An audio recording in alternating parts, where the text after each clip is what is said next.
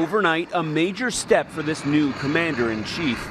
Tonight I ordered a targeted military strike on the airfield in Syria from where the chemical attack was launched. The president addressing the nation from his Florida estate, leveling a harsh indictment against Syrian President Bashar al-Assad. Using a deadly nerve agent, Assad choked out the lives of helpless men, women, and children. 2 U.S. destroyers in the eastern Mediterranean fired dozens of Tomahawk missiles onto a Syrian airfield, targeting runways, aircraft, and fueling areas to make the field inoperable. It's the same airfield used by Syria to launch Tuesday's chemical attack, which shocked the world. As many as 86 people were killed, more than half of whom were women and children.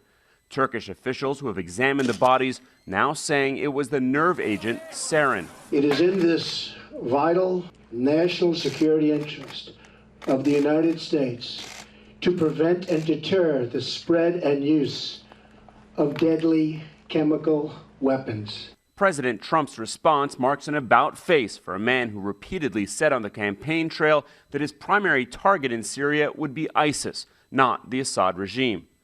Just 2 days ago, he said this. I'm not, and I don't want to be, the president of the world. I'm the president of the United States. And from now on, it's going to be America first. But after seeing Tuesday's in Syria is a disgrace to humanity. And he's there, and I guess he's running things. So something should happen.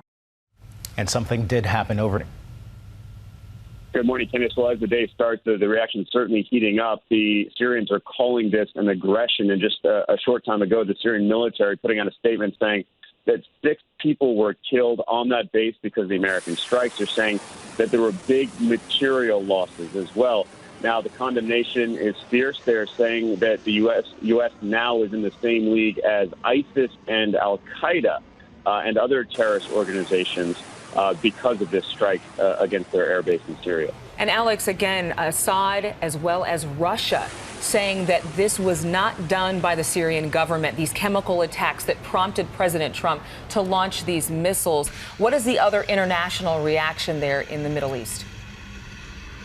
Well, we're seeing a positive reaction from Israel, which says that Trump is sending a strong message to President Assad and his allies. That was to be expected from Prime Minister Netanyahu. The big one that we have to watch is the Russian reaction. The Syrians, of course, are going to be angry about this, but the Russians are extremely important. And we heard a short time ago from the spokesman of President Putin calling this an aggression against a sovereign state in violation of international law. The Russians have called for an emergency session at the UN Security Council. Perhaps most troubling so far is that just moments ago they said that they're suspending an agreement between the U.S. and Russia which governs the airspace over Syria that was put in place if there weren't any incidents in that airspace and there wasn't any sort of escalation. That's the big fear right now, is that there could be some sort of escalation, so that's what we're watching carefully. And a lot of people are wondering this morning, what impact, these missiles appear to be a one-off thing for the U.S. military. What impact will this have on the Assad regime? Well, there's no doubt that more than anything else, this is a strike, a shot across the bow. As the Syrian military said, there were significant material losses. Overall, it's hard to say right now how that's going to impact their military campaign. But more than anything else, this is the U.S., this is President Trump saying you can't carry out these types of chemical weapons attacks. We are watching. We will respond. In all likelihood, we will not see a reaction from the Syrian regime, but that remains very much to be seen. All right. Alex Marquardt reporting for us from Lebanon. We thank you.